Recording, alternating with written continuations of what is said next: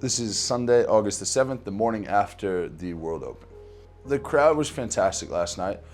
Straight from the walkouts, it was pretty evident that it was going to be an exciting atmosphere. And throughout the night, that remained really, really good. Really enjoyed myself. Crowd seemed to get behind me a little bit, which I really appreciate. People are starting to get to know me. And overall, my performance is really good. If you told me I'd finish second walking away, I would have been happy with that.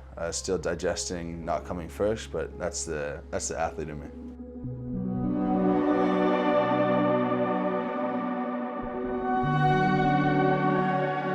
Event 1 was the World Deadlift Championships. So plan going into it was to do 400, then 455, then 505. I talked with Laws and we had a bit of a tack change based on what all the other guys were looking like they were going to be able to do, where I was going to go 425, 476, and then up from there if it felt okay. So I started warming up, and mentally I was in a really good spot. I got myself to that place I needed to be.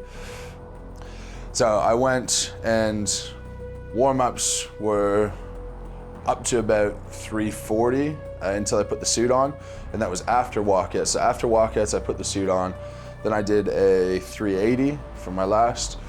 Got out there, I did my 425. It felt kind of bad, to be honest. After that, Laws and I talked about, instead of going to 476, to do 1,000 pounds first and then do 476 afterwards. By that time, the 505 plan was pretty much scrapped. It wasn't there, and you kind of have to be honest with yourself in these situations. And you know, everyone underperformed on the day, and I think there's a lot that goes into that. But it was really challenging circumstances on the day, and people underappreciate 1,000 pounds now because a handful of guys did it last year. But a lot of things have to go right to lift 1,000, to lift 476, to lift 505. You just have to have all of your ducks in a row, have a really good day, have your timing right, all of that.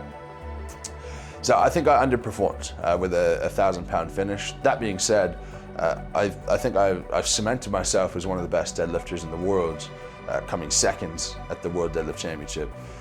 And in terms of the whole competition, I know the guys who were towards the top, and my expectation, as I said in the pre-interview, was that 𝐬𝐚𝐧𝐭, Evan, myself, and Graham Hicks were probably the 4 to look out for.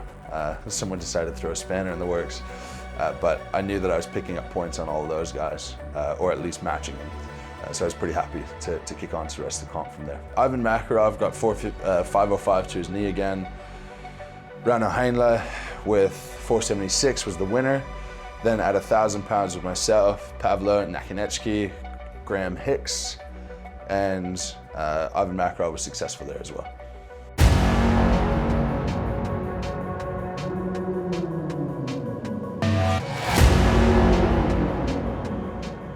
Event 2 was the farmers into the loading medley. So we have a start line. 10 meters from the start line is where the farmers were, so we sprint from the start line to the farmers, pick up the farmers, 150 kilos each hand, go 10 meters to the finish line. The finish line was split. Half of it was a big bin and half of it was open for the farmers. You drop the farmers, then you go back 10 meters. You picked up the, first was the keg, carry that 10 meters into the bin, then you go get the sack, carry the sack 15 meters to the bin, then go get the tire and carry that 20 meters back to the bin. It was actually a lot of running. It was a lot further than I was sort of anticipating it to be. And the most challenging thing about it was obviously deadlift is very hamstring and back heavy. Then sprinting is super hamstring heavy, and anything carrying in front is very hamstring heavy. So it was way more taxing than I expected it to be on the hamstrings. Blistering speed from both men. 𝐷𝐿𝐼𝐚𝐧𝐭, unbelievable pace. It's matched by the T-Rex, and we are on fire, Bill Kazmaier. T-Rex in the lead. He wants this bad. Look at him go. Both these guys, huge men, and blistering space as they hit 360 pounds flying down the course. One more implement, Bill. Who's gonna get it? The tire. It's all about the pickup. Who's got top speed? Never gonna be tighter than that one. It's neck and neck, Sneak. We got the signal, listen for the whistle from Sadler. And away we go! Hicks and Hooper. Mitch is away like a rocket, pursued by Hicks. Needs to keep calm and may catch him in the long grass. But an incredible race here, 𝐷𝐿 This is really something. Hooper is so fast. It's all about the grip, getting that sack up and hauling tail. Working hard there.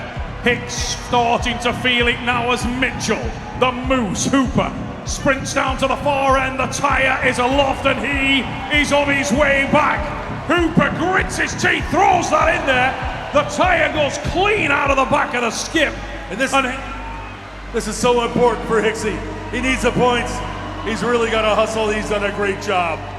Digging in there, Graham. I came second in this event. I was 0.8 of a second behind 𝐷𝐿𝐚𝐧𝐭, who moves extremely well, especially for a bigger guy. After this event, that left me in second place, 1 point behind 𝐷𝐿𝐴. Yeah, well, the interesting bit, him and Tom Stoltman are much the same way when you watch them. They don't move that fast between the implements, but when they get to the implement, there is no time at all in picking it up because they're so strong. It's like you and I picking up a bag of flour. Like they just go grab it and start walking the other direction. I think any top 3 at a competition of this caliber, particularly when you look and I beat 𝐦𝐨𝐺𝐭 𝐷𝐿𝐴 and I beat Evan Singleton in a loading race, you're up there moving with the best in the world. So yeah, I was pretty happy. Yeah, after the loading medley, Evan dropped out, which was, from the athlete's perspective, pretty sudden. He had gone back to his room, he was having some issues, ended up having to be taken out on a stretcher into the ambulance. Thankfully, Evan's okay now. I don't know what happened. I'm not sure Evan knows exactly what happened, but another one of those bad luck things where we're pushing our bodies to the limits, and that's what people want and that's what people expect. And if you want and expect that, you have to accept the other side where sometimes we're gonna get hurt.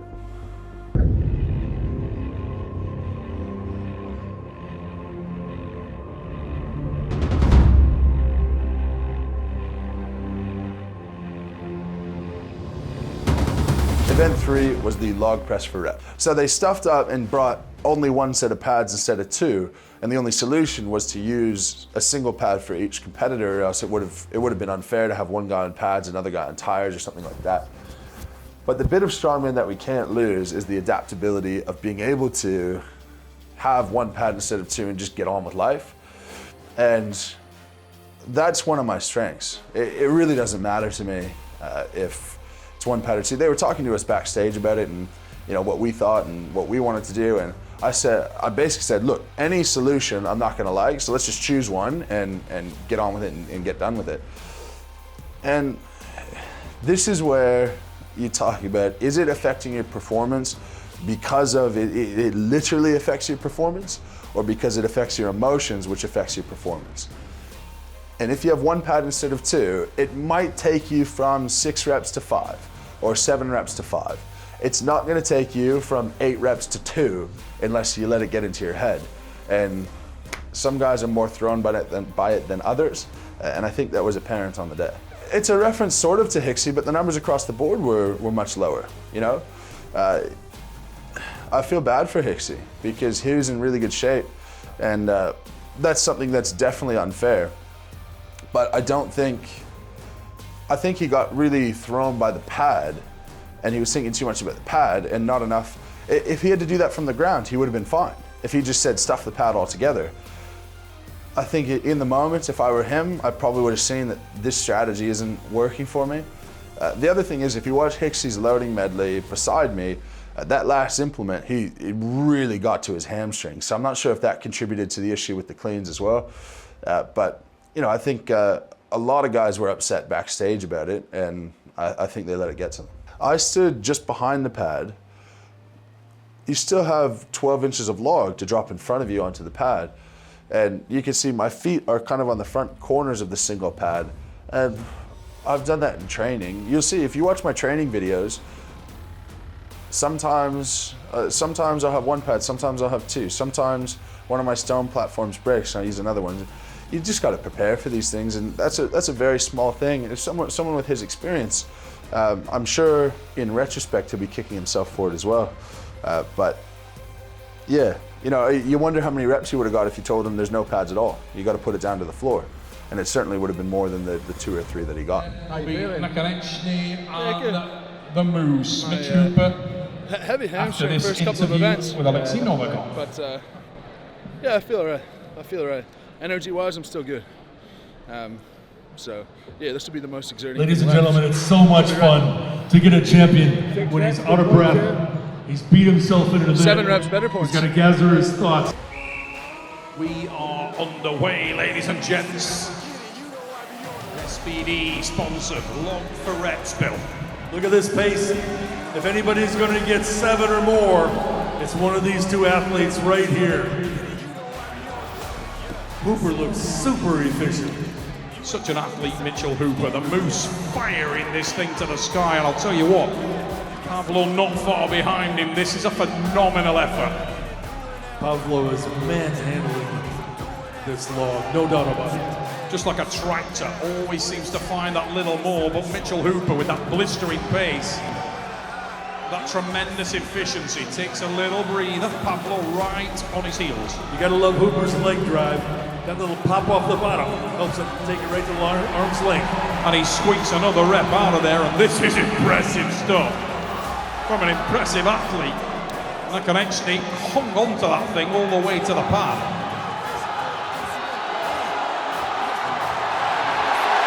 Oh, the Moose gets the down signal, fires himself forward.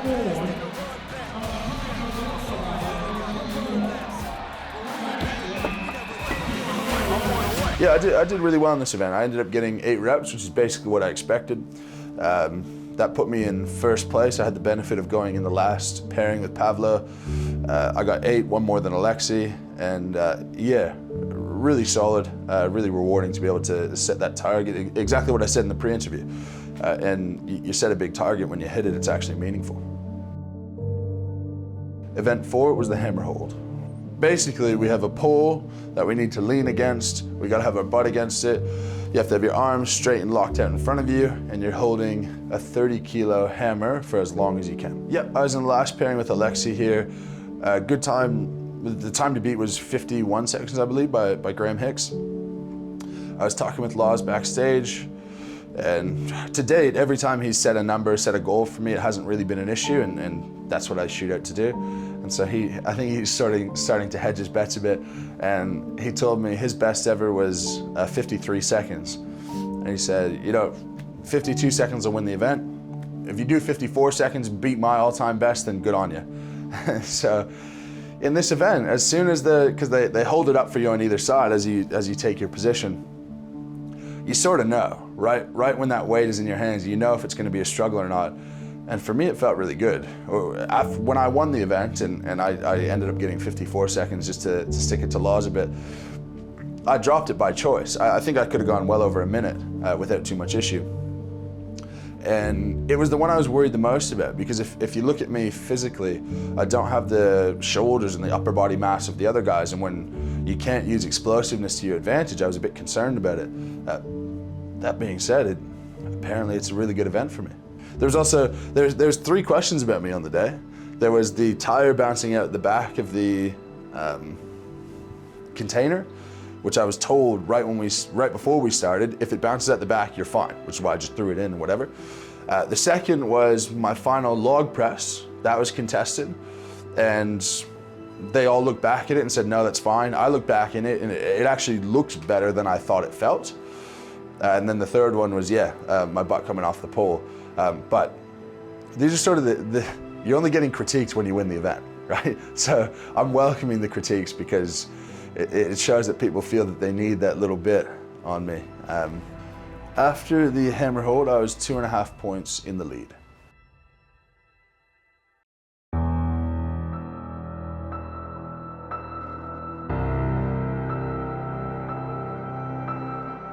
Event 5 was the castle stones. In London, I was about 34 seconds on the heavier set of stones. We were doing the lighter set of stones here. But for me, it's not the weight at all. It's just making sure that I grab the stones well, making sure that I'm smooth with the motion. And I got the sub 25. I got it in 21 seconds.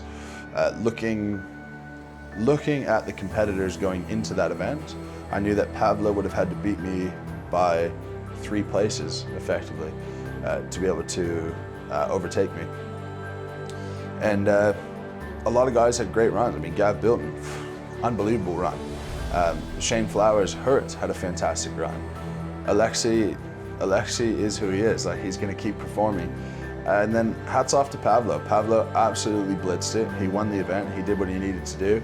I accomplished my goal in the event in terms of time. I improved my execution of the event a lot, and Pavlo did enough to overtake me. On the way we go, look at the athleticism of both these men. We've seen it throughout the night, but this is ridiculous pace. Little fumble there, Bill. Who wants it more? It's coming down to the wire. 𝐦𝐭 hands off, and he is off on a victory lap. 𝐻𝐽𝐻, little behind him, and this is going to be interesting, Bill. How will the points carve up? Looking at this before we went in, 𝐻𝐽𝐻 was on 14.5. 𝐦𝐭 was on 38 points.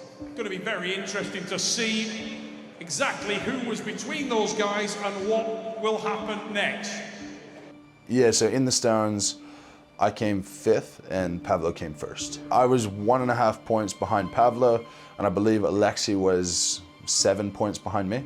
Overall, the experience was good. In terms of my performance, I said off camera, there was 4 guys who I thought were going to contest for the podium, and if I was going to take one of them off, it would have been myself. I have so much to prep for at the moment. I had deadlift as the main focus, and my attitude after that was, you know, have fun and see how it goes. And sometimes having fun leads to pretty good performances. The best thing for me is we're running out of events to be seen as my weakness. There's really nothing at the moment that could be thrown into a competition that I'd be nervous about, that I wouldn't want to do. And that's why there's guys like 𝐬𝐚 who can podium in every competition they do. And I firmly believe that I could be one of those guys as well. The crowd was fantastic, the energy was awesome, the people meeting them before and after was really nice. And yeah, overall, fantastic experience. I can't wait to come back to our next Giants Live.